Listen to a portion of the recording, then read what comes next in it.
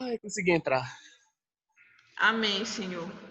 Vamos lá, gente. Gabi, tu quer começar logo?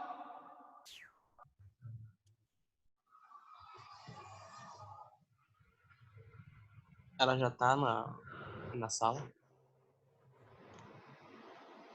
Eu acho que tá.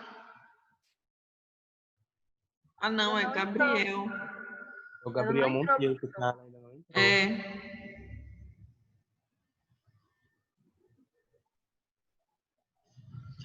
Cadê o pessoal? Cadê o Danilo? Alguém do grupo do Danilo? Bora, gente. Bora começar. Bora, Erasmo. Te pronuncia. Bora, Ana. Tia, o Danilo, se eu não me engano, tava com problema com a internet. Tá, gente. Mas tem outras 50 milhões de pessoas no grupo dele. Eu vi lá que ele participou. Bora, gente. Podem começar. Bora, Patrícia, Vladimir. É tudo do grupo do Danilo. Bora, gente. Leudemir. Doutora, posso começar? Pode, deve. Você é do grupo 2. Então o grupo 2 já está iniciando. Pode falar. E Eu pesquisei, a gente pesquisou um pouco sobre Dickley. Eu não sei ler ou pronunciar o primeiro nome dele direito, então vai só o segundo, é mais fácil. Ele foi um filósofo alemão que deixou importantes contribuições para a metodologia das ciências humanas. Ele buscava fundamentos filosóficos de uma forma de conhecimento científico alternativo ao conhecimento positivista e natural.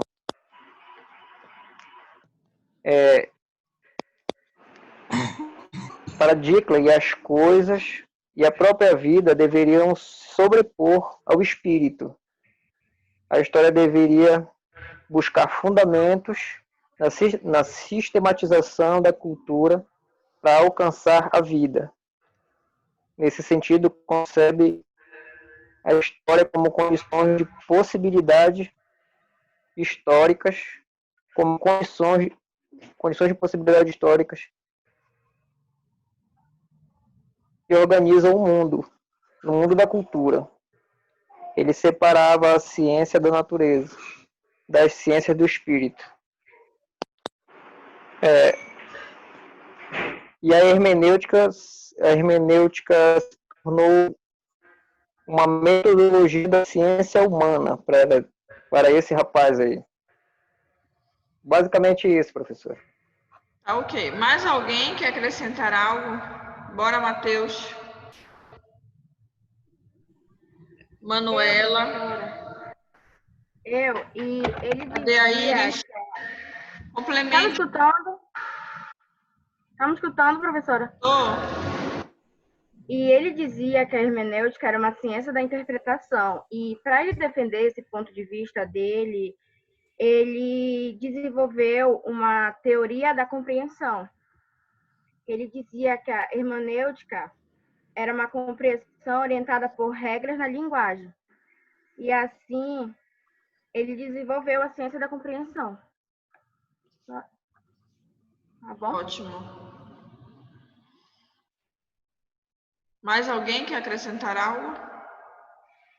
Professor, o que eu mais me aprofundei mesmo foi no nosso outro colega lá, o Frederick. Pode falar. O que você entendeu? Bom, o que eu pesquisei dele, assim, basicão, assim, foi que ele era religioso e tal, ele nasceu na Silésia, que agora é a Alemanha, e ele queria criar um método universal.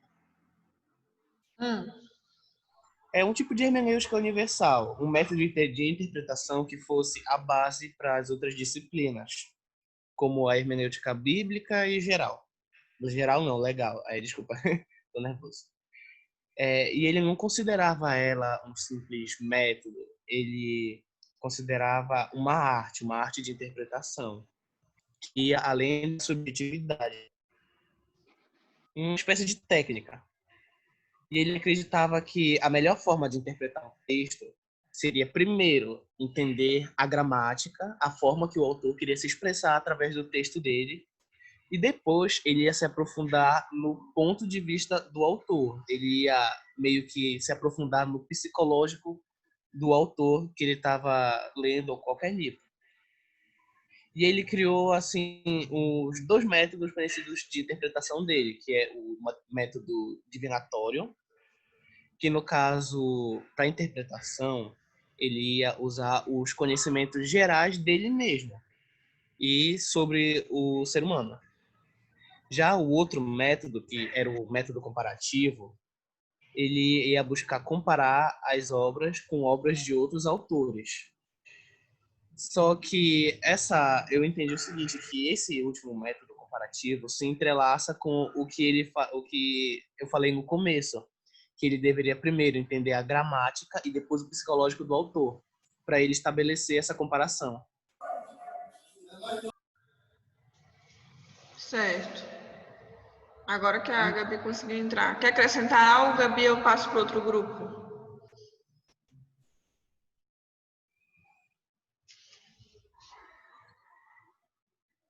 Acho que está travando a internet dela. Tinha muita gente falando que estava ruim mesmo a internet deles. Então deve ser possivelmente isso. É. Não, você Professora, pode falar, Rita. só acrescentar o que o José falou, porque estava travando.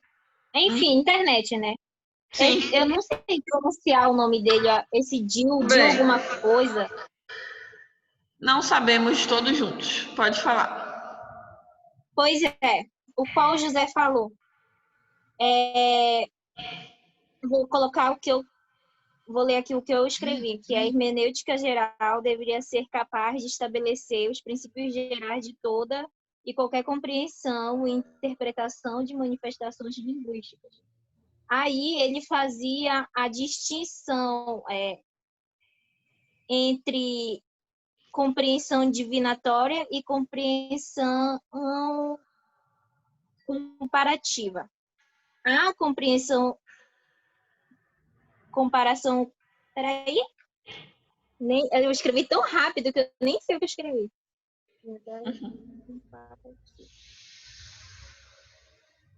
A compreensão comparativa apoia-se em uma multiplicidade de conhecimentos objetivos, gramaticais e históricos, deduzindo-se o sentido a partir do enunciado. Para ele era que meio que uma adivinhação. Assim, está me ouvindo, professora? Está parecendo que está travando aqui.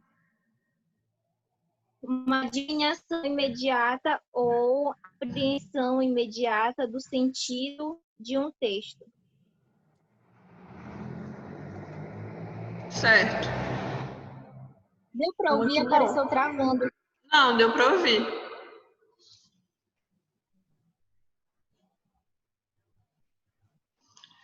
Vamos lá, o outro grupo. Obrigada, gente. Agora deve estar travando, acho que é o dela, o da Rita. Meninos, vamos lá. Pessoal do segundo grupo.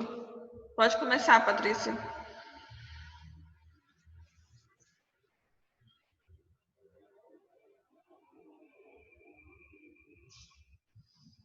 Oi, vamos lá?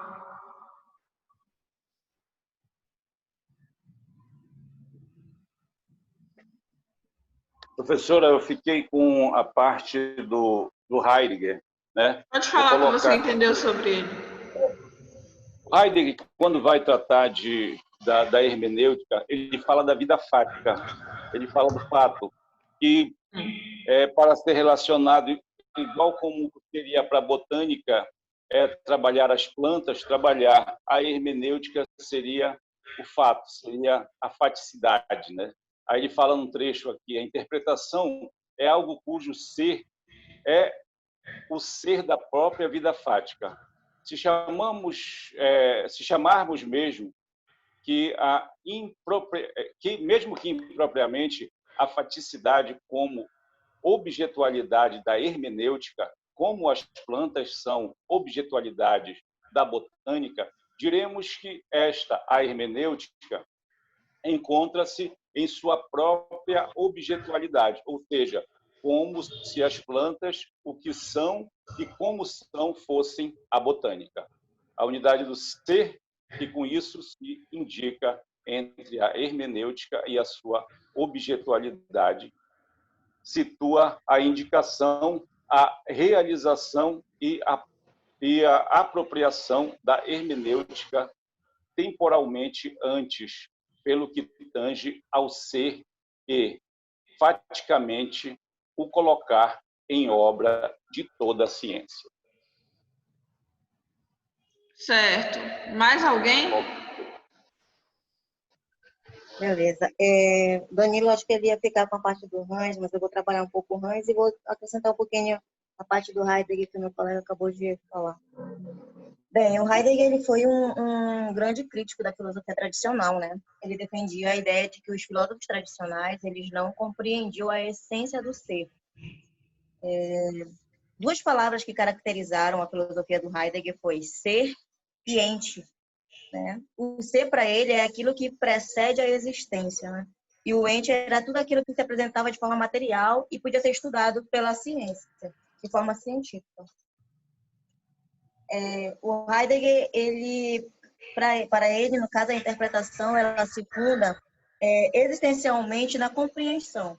Interpretar é tomar conhecimento do que se compreendeu e elaborar as possibilidades projetadas por essa compreensão, né? O Hans, e o Heidegger, no caso, ele foi por muito tempo confundido com classificado, na verdade, chegou a ser classificado como existencialista, por trabalhar muito essa situação, essa questão do ser. E essa confusão, no caso, né? E o Hans, ele usou muito a teoria do Heidegger e aprofundou. E para o Hans, ele vem trabalhar a hermenêutica não como uma arte, mas como uma forma... Tá me ouvindo, professora? Tô te ouvindo. Com uma forma instrumental da compreensão, né? Ele trabalhava como algo transcendental.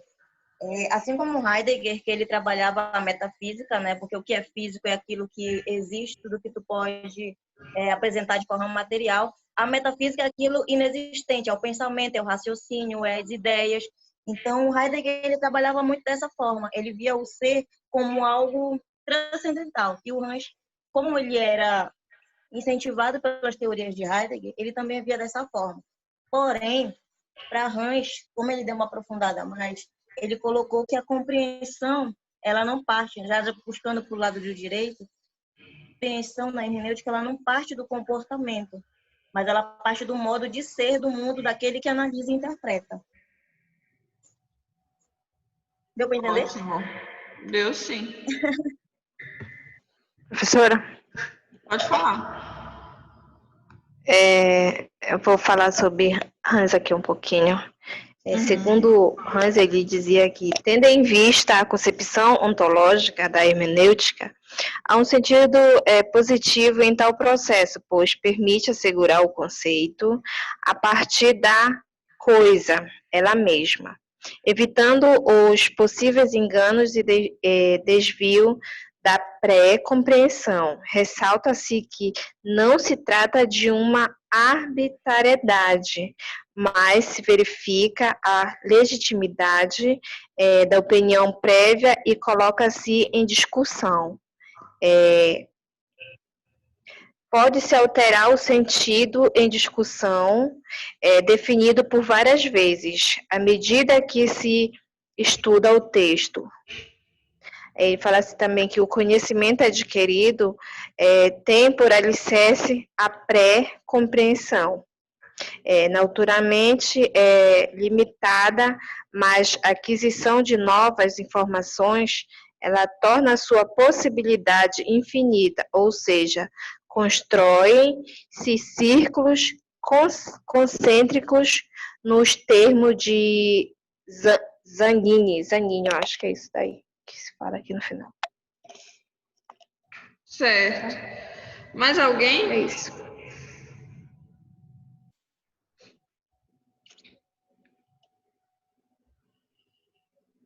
Mais alguém, gente?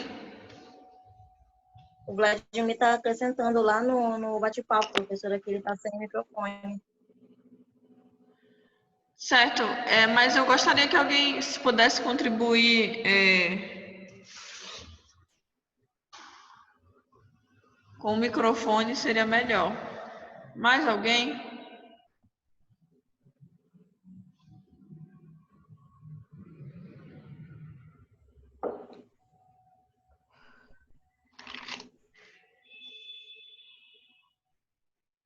Vamos lá, gente. O Danilo, professora, quer falar um pouco, mas aí tem um problema com a internet. Pois é, mas tem tanta gente no grupo.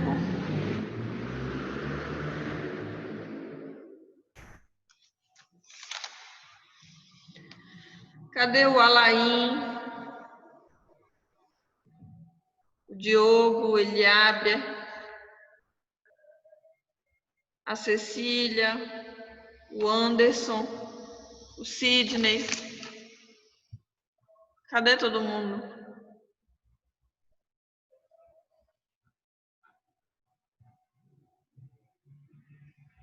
Professora, eu queria saber se vai ter intervalo. Gente, na verdade, eu estou pensando em a gente passar direto. Liberar um pouco mais cedo. E aí a gente dá início agora a um tema de antropologia e encerra. Acho até melhor para a gente. Em hermenêutica, entendeu? A aula. E aí eu vou finalizar, vou mandar outro endereço e aí a gente já inicia antropologia, tá ok então? Ok. Tá, gente, vou finalizar.